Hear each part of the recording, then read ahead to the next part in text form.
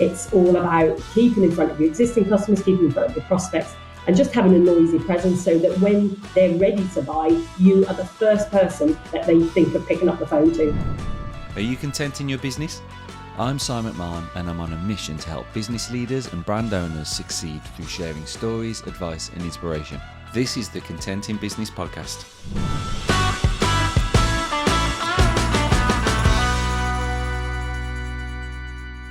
Welcome to another Spotlight session where I interview business leaders and brand owners, find out what makes them great through their stories, advice and inspiration. And I'm with Joanna Hankinson, owner of Plain Perspective, who offer no-nonsense, straight-talking marketing services. Welcome to the show, Jo. Good morning, Simon. Good morning. Thanks for having me. Thank you so much for joining us. First of all, tell us a bit about the business and what is it you do and how did you get started? So we've been going 11 years now, and we work with customers. We work with customers who some have marketing resource, in-house marketing resource, and some we assist the marketing departments. And we work with clients all over the world. We focus on 4 areas. We focus on their brand development, so that can include their PR, their web, their digital presence, etc. And we focus on their business development, which is twofold. We create marketing strategy to help them get new customers, but it's also business development, another strand where it's organic growth, where we help them sell more into their existing customers. Because I feel it's an area that a lot of people overlook how much value is in their existing database. People who've stopped buying, who are not buying all of their services, etc. So there's so much marketing activity and lead gen and organic growth in that pot. So we're really focused in on that, because sometimes people are we need new customers, we need new customers, where if they actually did the stats on what they could get on the bottom line, if they looked at their existing customers, the people they've already got in the room, as opposed to warming up colder people. So we get a real buzz out of that. And it's so we always split business development out into 2 parts. And then the 4th strand that we work on from our customer point of view is customer retention. Again, it doesn't have to be expensive or etc., but it's just keeping in front of those people, because since COVID and the pandemic, you might know a different stat than me, but I think it used to be 7 touch points that you had to keep in front of prospects to get them to click or do something on a website, etc., to get them in the marketing funnel. But now I think it's 36. So it's all about keeping in front of your existing customers, keeping in front of your prospects, and just having a noisy presence so that when they're ready to buy, you are the first person that they think of picking up the phone to. So it's so that's us in a nutshell, really. And it's busy and it's brilliant. So we're in our 11th year. A couple of points that you said there straight away resonated is the retention of existing customers and the trade up with existing customers, as opposed to getting new customers, or not as opposed to, but certainly in addition to. It is so much more difficult to get new customers than it is to get existing customers.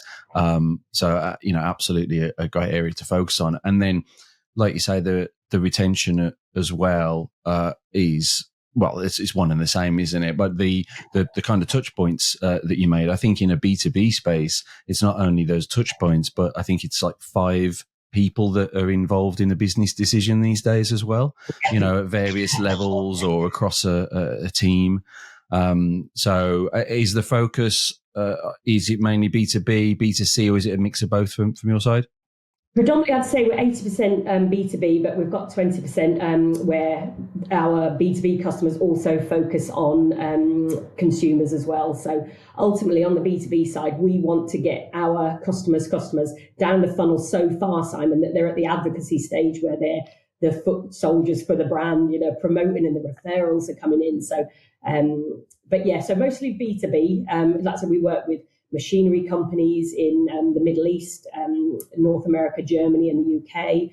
We've got professional services companies we work with in Warrington here, where we're based, in Dublin, and they've just opened a new branch as well. So we've got a real mix, and we always pride ourselves of not having any conflict of interest. So we're approached by other people in the same sector, but we give our heart and soul into that one customer. So we're not spread thinly. We put all of our energy into that customer. That's good value. And Yeah. how's the journey been so far? Yeah, I mean, 11 years, it's flown by, to be fair. We started in a bureau, in the early days, and had a few existing customers that came on board. And then we've moved around Warrington a bit. But yeah, I think the main challenges has been getting the right people on the bus, because we're a small business, albeit we deal with some really big corporate brands. I just think getting the right people and getting people who care and enthusiastic has been one of the challenges, but we've been very lucky. And I think that's one of the things that I would say to people, get the right people on the bus, get the people who care, get your good suppliers.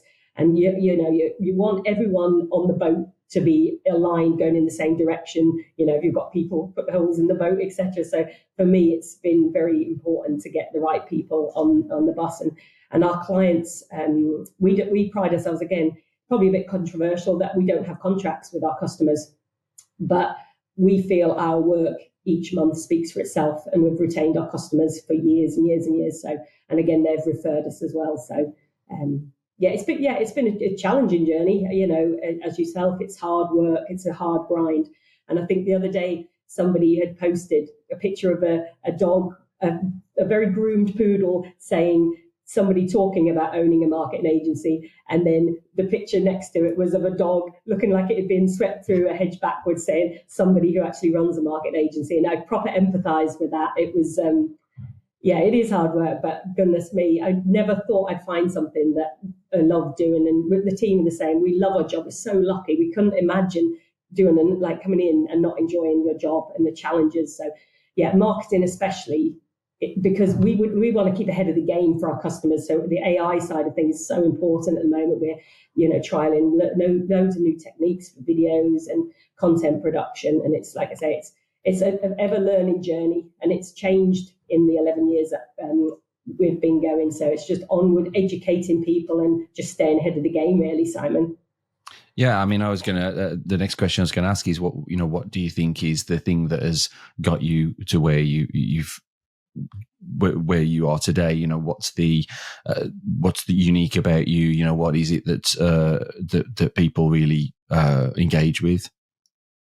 Sure, it's a hard one to answer that, but I think communication. I never wanted. I've worked with marketing agencies when I've been in-house before, and the amount of times a day I used to go, I don't know what they're doing. I don't know what they're doing. And that, to me, when I first set up, I was like, I never want our customers to go, what's happening with marketing. So we're so transparent. We literally, on a Monday morning, they all get this is what's happening this week. At the end of the month, they get a big report on all the progress, what leads we've brought in, things we're tweaking on the strategy, etc. So for me, communication, I believe, and it's the enthusiasm as well, to be fair, and it's the quick turnarounds. Again, we pride ourselves on not having hundreds of layers of bureaucracy here. We are the market account manager, the customer talks to us, and we have a hub set up here, Simon. So we're the market account managers, but we have an expert in every single field of the marketing mix. So whether it's pay-per-click, email, automation, web design, SEO.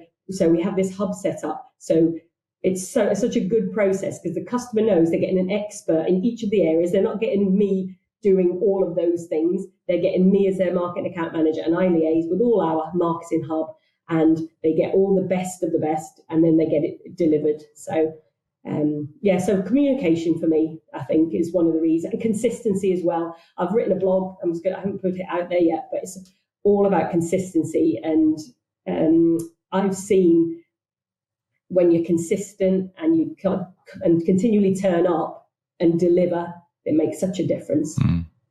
Oh, we mentioned on the show before about communication. Massive amount of disagreements, misalignments, arguments are down to communication. A misunderstanding of each other. I've just recently read a fantastic book called "Talking to Strangers" by Malcolm Gladwell, and that's it's a fascinating kind of insight into how we read each other. Yes. But I think there's the other, again, another point you made on the marketing. There's so many businesses that see marketing as a cost, because it often is a longer term thing. It's a strategic thing.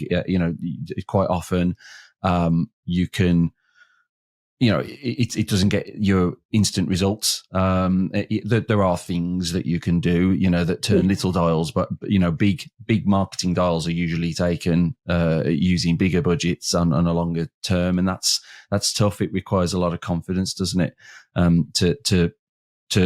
a lot of trust in your marketing provider to go down that route.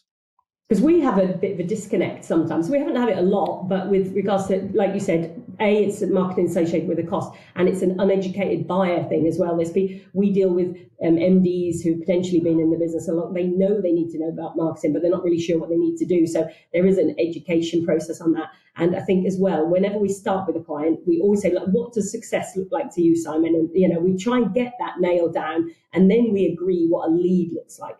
Because that, again, is a big disconnect. And I'm sure a lot of your viewers will empathise with that with regards to marketing creating leads, a marketing qualified lead, and what a sales qualified lead is. So if you guys from early days can agree what that looks like, everyone's life is easier all round, because if sales is accepting the marketing lead and it's going into funnels, it's being tracked on the dashboard, happy days. But if you're creating lots of leads and they're not hitting the mark, the strategy needs to tweak. So from the early days, what does success look like, on your partnership with your marketing agency? And if lead generation is the objective, then nailing that down of what a lead looks like, because it can cause a lot of disconnect, because ultimately you're all on the same team, so you should all be aligned and communicating on that. But I think if you do those steps, and we do an MOT in the early days, so we sort of get everything out on the table and then piece it all back together, and I think it's always a healthy place to start, really, Simon.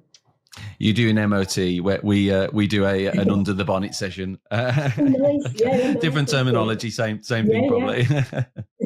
Yeah. What's the ultimate dream for the company? We're so delighted when we get referrals and we're expanding with who we're working with. We never shout about who we work with. We work with some really big corporate brands, but we never shout about it. We keep it under the lid for ourselves. But we're moving into sort of bigger offices in the next couple of weeks, and we're getting a new couple of market account managers on board, because we just want to scale up, really. We have a fantastic marketing hub. We have the best suppliers all dotted around the UK that we work with. We have a hub. We have the hub to scale up now. So that's, and just keep educating people, bringing excitement to people. Because I tell you what, Simon, again, this is one of the reasons I got into marketing. I just love a before and after. So for me, and the team as well, so I keep saying me, but the team is so fundamental here, it's unbelievable. But when we start with a customer, where their copy is, their content, and how much traffic they get into their website, etc. And then seeing, it's called we like to call it a Catherine wheel effect. Like, even after 4 weeks, we're packing a punch on certain things, and it's just so rewarding. So we just want to bring that experience to more people we can, really. And again, people think you're right, what you said about marketing is a cost. People think it's complex, they think it's expensive. So we work with some big companies. We've just dispelled that myth that it needs to be expensive. It just needs to be clever and targeted. And you ultimately have to go, who am I targeting? Where are these people? What mediums do they digest? What events do they attend? Where are they? Once you've got that down, get your content in front of them, and you can dial it up and down as your leads allow. And it's just trying to bring that to so many more companies that struggle with marketing, because they've been scarred and burned by a lot of marketing agencies in the past. And that's you'll probably have that when you start your initial conversations with people. People are skeptical. And for me, it's just like this cause to keep pushing out there that it doesn't have to be expensive. It doesn't have to be complicated. And there are good marketing agencies out there that can deliver and communicate with you and get the job done. Yeah, I listened to a podcast recently called I think it's John Evans on the Uncensored CMO, and he was talking to the marketing guy at confused.com. And he was saying that the marketing CMOs there were just, they were I think they'd had like 7 in 5 years or 5 in 7 years or something like that, so they kind of, people are like, it's not even worth learning your name, mate, because you'll be gone soon. But he said he knew that, what he needed to do was long term, was a longer build. But what he realized was that there's a way to show some short term wins, to show some movement in the right direction. Fairly cost effectively, while building a bigger picture. The short term stuff isn't the answer. You need to tap into the long term growth and strategy of the business.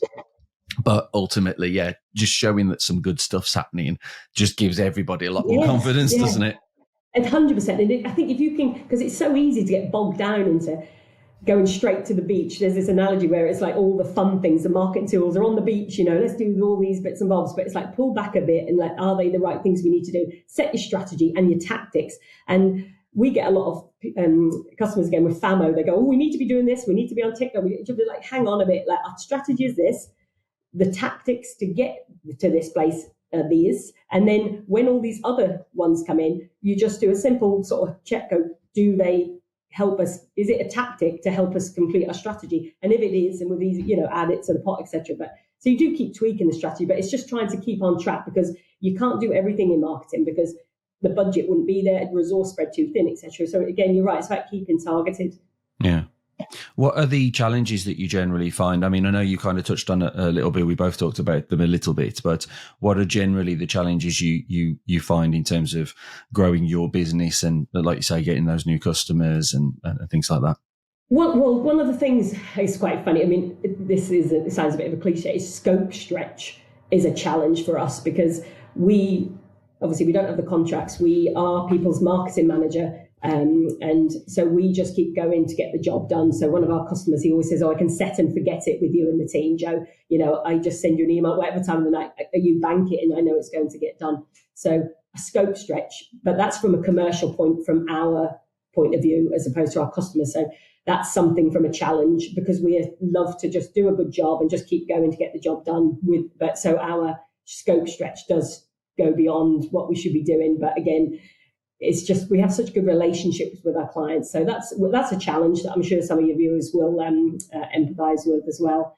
And one of the things as well, it's interesting what you said about that book earlier, when you understand what drives you, etc. So I'm an activist. I've got the enthusiastic, I'm good at projects, etc. But as a complete finisher, over the years, I've had to learn to be one of those, about the detail, etc., because the buck stops with me. So I do run a tight ship with regards to attention to detail, etc., because I feel I've had to really, it doesn't come easily to me, but I've had to learn to do it. So one of the challenges, and I would advise this to any of the viewers, if you're looking at setting up your own business, is to get your processes in place. And I pride myself on that.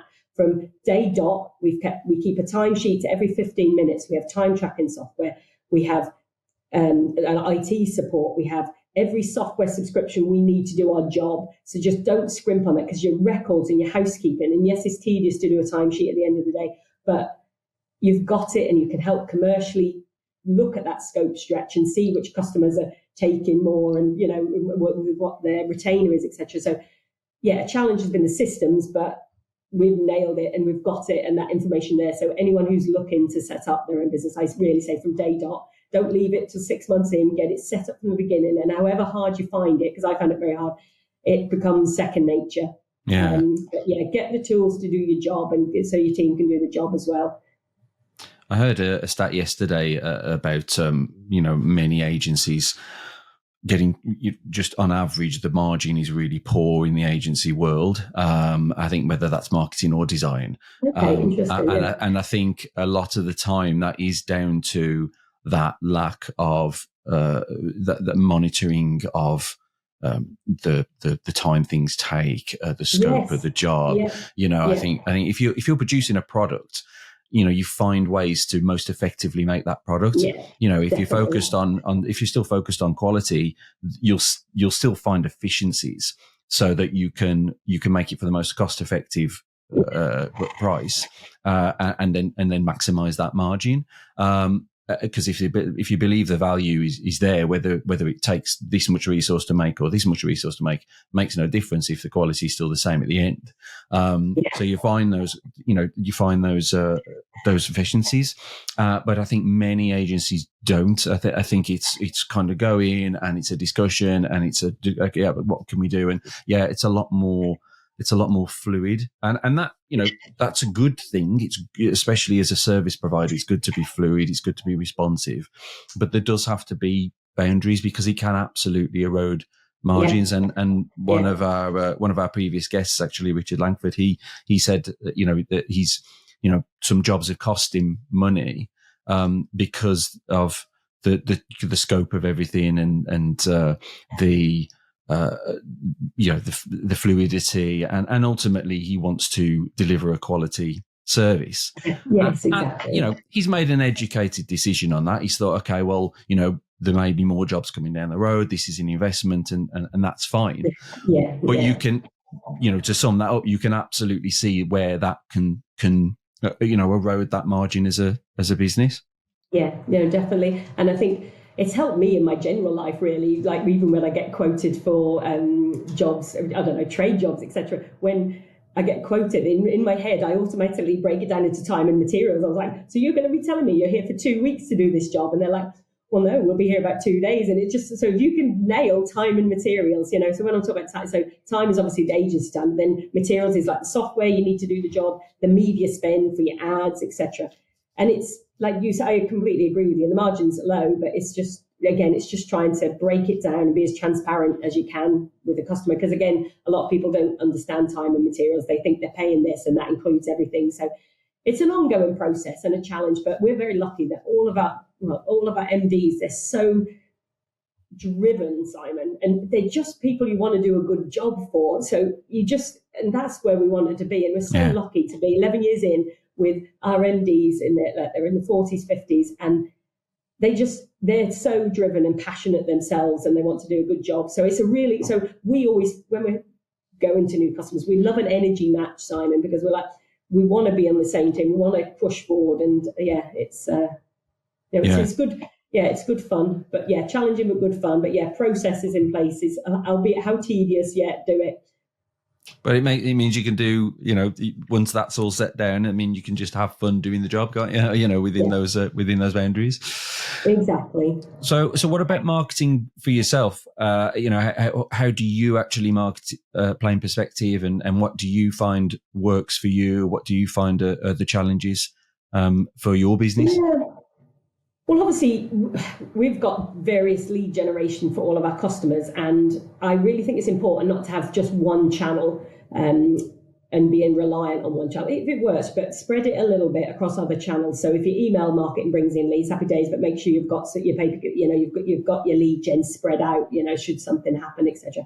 So obviously, with capacity at the moment, we're recruiting a couple of new market account managers. So when they're in place, we'll then start back on our own business development, because again, it's different formulas, Simon, work for different customers. So we've got a customer that email marketing is their main lead gen. Other ones, it's tele-canvassing and hammering the phones to people like that gets, and then other ones where the ads bring in loads or events. So it's just trying to find a formula that works, everyone's happy with the quality of the lead, and you dial it up. So to be fair, when we're doing business development for ourselves, we tend to we get a lot of referrals work, and it's bizarre. We never, when we do a proposal, we never chase it, or we just leave it with them. I'd never want to be, because we get chased. I get calls at 9 o'clock on a Monday morning, and I'm like, know your audience. This is insane.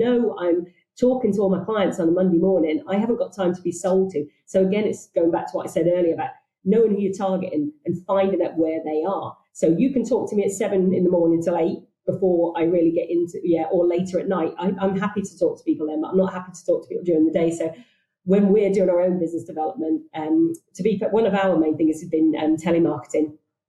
Again, so some of our business is coming from that. But when we mapped it out on a whiteboard, most of it is referrals through the years. The people you work with, or, and you do a good job, and you put, a name is put forward. So So we're very lucky like that. To be fair, we've never aggressively gone for business development ourselves, but as stuff comes in, we serve it. We're very lucky to have a retainer base and a project base. So we've got stuff every month that we service, and then the projects that come in. So when we've got more capacity in the next couple of weeks, we'll be looking to dial up our business development. And again, it's making sure you've got your house in order, as well as advice to the team.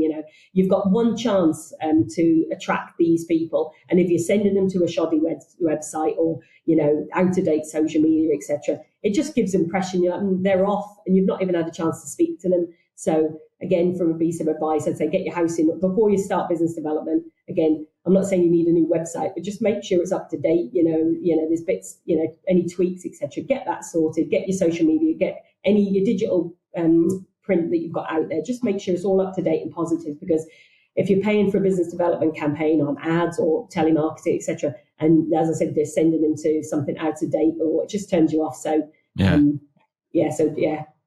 there is often the curse of the marketing agencies that they never market themselves. You spend all the time marketing everyone else and not yourself. To be fair, we do fall guilty of that, to be fair. And I just think it's important because if prospects are checking out us to see what we're like, that it's important that we've got fun social media challenges, etc. Because, if we're going to do their social media, they want that sort of quality content, etc. on there. So, it swings and roundabouts, but it's all good fun. We are the poor relative. We are the Playfair is the poor relative in our customer portfolio. I'll give you that. Well, the last question from me is what piece of advice would you give to someone else in your position?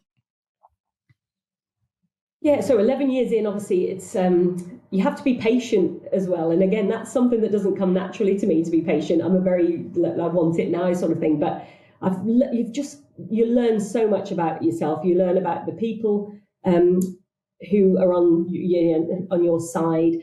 It's just continually learning and accepting that, sometimes there's going to be blips, etc. But it's just, as I said, I read this the other day, it's a bit cliche, but like a river going forward, just keep going forward and get your energy going forward.